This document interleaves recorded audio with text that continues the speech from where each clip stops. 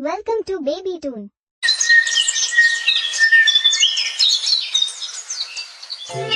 अमरापुर नाम के गांव में महेश नाम का गरीब किसान अपनी पत्नी सीता के साथ रहता था। महेश अपने गांव का सबसे गरीब व्यक्ति था। महेश रोज किसी न किसी के यहाँ मजदूरी करके थोड़े बहुत पैसे कमा पाता था। जितने रुपए की आमदनी होती उसी से ही दोनों का जीवन किसी तरह कट जाता था। महेश के पास रहने के लिए एक अच्छा घर भी नहीं था। उसका घर बहुत ही पुराना और मिट्टी का बना हुआ घर में रहता था। महेश के पास इतने पैसे भी नहीं थे जिससे वह घर की मरम्मत करवा सकता था। इसलिए कभी कभी महेश खुद ही घर की मरम्मत किया करता था और खाने के लिए 2 वक्त की रोटी भी बहुत मुश्किल से जुटा पाता था। गरीबी होने के कारण सारे गांव वाले उन दोनों की पहनावा देखकर कोई भी इज्जत नहीं करते थे। जिस नदी से सभी गांव वाले पानी लेते थे, अगर उस नदी से पानी लेने महेश या महेश की पत्नी सीता पानी लेने जाते तो सभी गांव वाले उन्हें भगा देते थे। अरे कलमुही, तू फिर आ गई पानी लेने। गलती से भी अपना मटके में पानी भरने की कोशिश मत करना। रुक, हमें पहले अपना मटका भरने दे, फिर हमें यहाँ से जाने के बाद तुम अपना मटका भरना, समझी ना? सीता चुपचाप सारी बातें सुनती है और किसी को कुछ नहीं कहती है। सारी औरतों के चले जाने के बाद सीता उदास मन से मटके में पानी भरती है।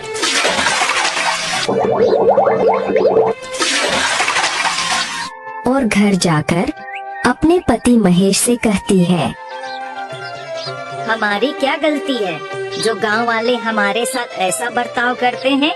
क्या गरीब होना गुनाह है? हमने तो कभी किसी का बुरा नहीं किया। अरे सीता, तुम चिंता क्यों करती हो? मैं हूँ ना। तुम देखना, एक दिन यही गांव वाले हमसे मिलने के लिए तरसेंगे। मजदूरी करके भी इतने पैसे नहीं कमा पाता जितने बाकी कमा लेते हैं, लेकिन तुम देखना, एक न एक दिन हमारा भी लोग सम्मान जरूर करेंगे। महेश मेहनती होने के साथ साथ दिल का भी बहुत अच्छा इंसान था। वह कभी किसी के साथ बेईमानी नहीं करता था। यही उसकी सबसे बड़ी खूबी थी। बारिश का मौसम होने के कारण एक रात आंधी के साथ साथ बहुत जोरों की बारिश होने लगी। महेश का घर कच्चा होने के कारण महेश को बहुत डर लगने लगा कि तूफान के साथ घर के छत उड़ ना जाए। सीता, बाहर बहुत जोरों की तूफान के साथ साथ बारिश हो रही है। मुझे लगता है हमारे घर की छत ज्यादा देर तक नहीं टिक पाएगी। जी, मैं बोल रही थी, हमारे पास जो भी जरूरी सामान है ना, उसे हम एक बोरे में भरकर आपके भैया रामलाल के यहाँ दे आते हैं। हाँ, तुम सही बोल रही हो। चलो जल्दी जल्दी हमारे जरूरत के सामान को एक बोरे में भर देते हैं, फिर भैया के यहाँ चलेंगे। महेश और उसकी पत्नी कुछ जरूरी सामान को एक बोरे में भरकर कुछ दूर अपने भाई के घर जाने लगते हैं। महेश के भाई का घर पक्का मकान था। भैया, अरे ओ भैया, दरवाजा खोलो, कुछ काम है। क्या हुआ? इतनी बारिश में यहाँ क्यों आए हो? भाई, तुम्हें मेरे घर का हाल तो पता ही है। सारा सामान पानी में भीग न जाए, इसलिए मैं कुछ अपना जरूरी सामान तुम्हारे घर में रखना चाहता हूँ। क्या तुम्हारा सामान मेरे घर पर? नहीं नहीं नहीं नहीं नहीं, मेरी पत्नी मुझे बहुत डांटेगी। तुम जाओ, अपने घर में ही रहो। महेश का भाई गुस्से में अपने घर के अंदर चला गया। महेश और सीता दोनों दुखी होकर अपने घर लौट जाते हैं। दोनों पूरी रात अपनी सामान की रखवाली के लिए रात भर नहीं सोते हैं। सुबह हुई, अब तक बारिश बंद हो चुकी थी। अब ऐसी बरसात के मौसम में महेश को एक भी काम नहीं मिल पा रहा था। कुछ महीने इसी तरह गुजर गए।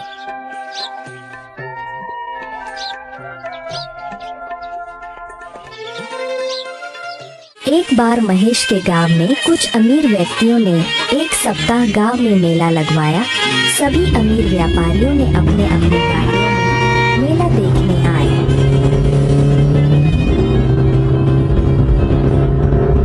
तभी एक व्यापारी अपनी गाड़ी से गांव में आ जाता है।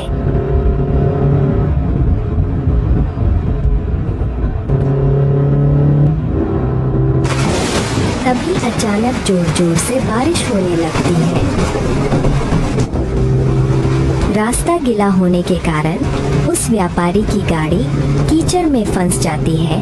उसने उस गाड़ी को निकालने की बहुत कोशिश की, पर वह बहुत कोशिश करने के बाद भी व्यापारी की गाड़ी कीचड़ से नहीं निकल रही थी। साथ ही साथ बारिश भी बहुत तेज हो रही थी। अरे धत तेरी की, अभी ही मेरी गाड़ी को फंसना था क्या? ऊपर से इतनी जोरों की बारिश हो रही है। तभी वहाँ से कुछ गांव वाले गुजर रहे थे। व्यापारी ने उनसे मदद मांगी। अरे भाइयों भाइयों, सुनो सुनो सुनो, मेरी गाड़ी कीचड़ में फंस गई है। क्या आप मेरी गाड़ी को निकालने में मदद करोगे प्लीज? नहीं नहीं नहीं नहीं नहीं, बारिश बहुत तेज हो रही है। इतनी बारिश में हम क्या मदद करेंगे भाई? नहीं नहीं नहीं, हमसे तो नहीं होगा। तुम किसी और को देख लो, हम लोग चलते हैं। ऐसा कहकर वे दोनों वहाँ से चले जाते हैं। लगातार बारिश हो रही थी। व्यापारी सभी को आवाज लगाकर बुला रहा था। भाइयों मेरी मदद करो, मेरी मदद करो। अरे भाई, कोई है क्या आसपास? मेरी गाड़ी कीचड़ में फंस गई है, इसे निकालने में मेरी मदद करो। भाइयों मेरी मदद करो। लेकिन सभी गांव वाले उसकी मदद करने से इनकार कर रहे थे। तभी महेश सभी जगह से काम की तलाश कर निराश होकर उसी रास्ते से घर लौट रहा था।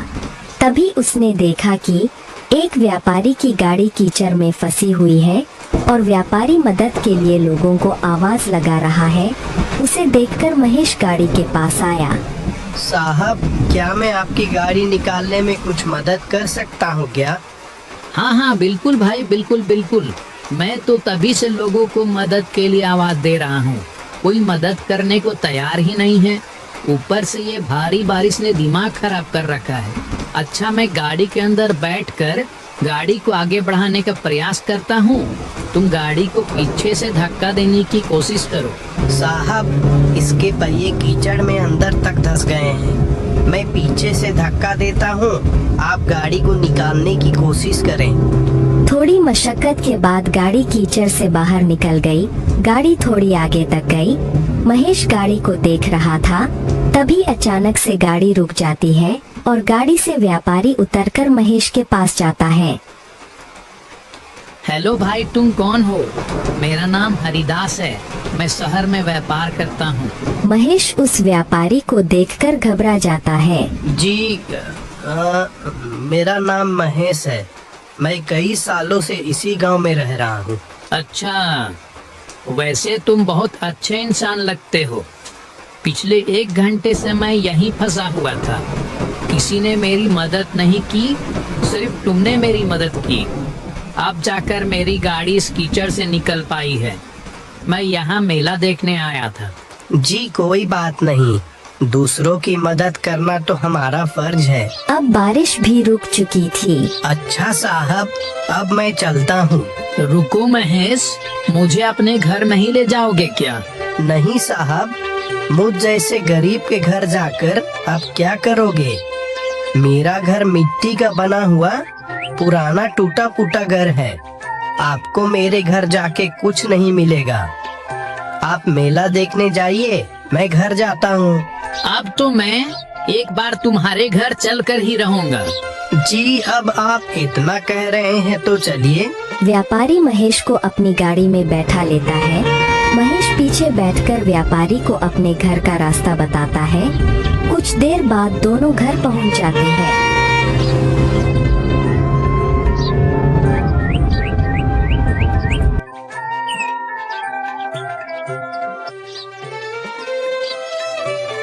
सीता, अरे ओ सीता, हमारे घर साहब आए हैं, उनका स्वागत नहीं करोगी क्या? जाओ कुछ खाने को लेकर आओ। व्यापारी महेश का घर देखकर बहुत उदास हो गया। तुम क्या काम करते हो? साहब, क्या बताऊं, मैं तो कब से काम की तलाश में हूँ, कोई काम ही नहीं देता। बस इधर उधर से घूमकर मजदूरी का काम कर लेता हूँ। बारिश की वजह से वो भी बंद है। तब तक महेश की पत्नी एक प्लेट में एक गुड़ का टुकड़ा लेकर आई और बोली, साहब, हमारे घर में यही बचा है, कृपया इसे ही खा लें। हाँ हाँ, क्यों नहीं। महेश, तुम्हें कोई काम नहीं मिल रहा है ना? अगर तुम चाहो तो मैं तुम्हें काम दे सकता हूँ। साहब, क्या सच में? क्या आप मुझे सच में काम देंगे? शहर में मेरे पास बहुत से काम होते हैं। सोच रहा था कि कोई ऐसे व्यक्ति को अपने साथ काम में रख लूं जो मेहनती और ईमानदार दोनों हों। तुम्हें देखकर मुझे ऐसा ही लगता है कि तुम में ये दोनों गुण हैं। साहब, कैसा काम करना होगा? कहाँ काम करना होगा? आप ये सब मुझे बता दीजिए। मैं आपके साथ काम करने के लिए तैयार हूँ। कोई जरूरत नहीं है इस घर में रहने की, और मैं तुम्हें कुछ दिनों बाद लेने आऊंगा। तुम मेरे साथ शहर में काम करोगे और वहीं रहोगे। मैं तुम्हें नया घर दिलवा दूंगा। यह सुनकर महेश और उसकी पत्नी बहुत खुश हुए। महेश ने गांव में घूम घूम कर इस खुशी को पूरे गांव में बताया, पर गांव वालों को उसकी बातों पर विश्वास नहीं हो रहा था। कुछ दिन बाद व्यापारी अपनी गाड़ी से महेश के घर आया। महेश, सारा सामान तैयार है ना? चलो चलते हैं। महेश और उसकी पत्नी सीता पूरा सामान लेकर व्यापारी के गाड़ी में बैठ गए।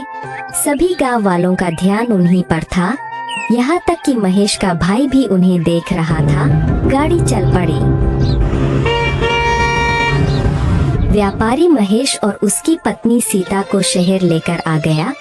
उसके बाद उन दोनों को रहने के लिए एक अच्छा सा घर दे दिया।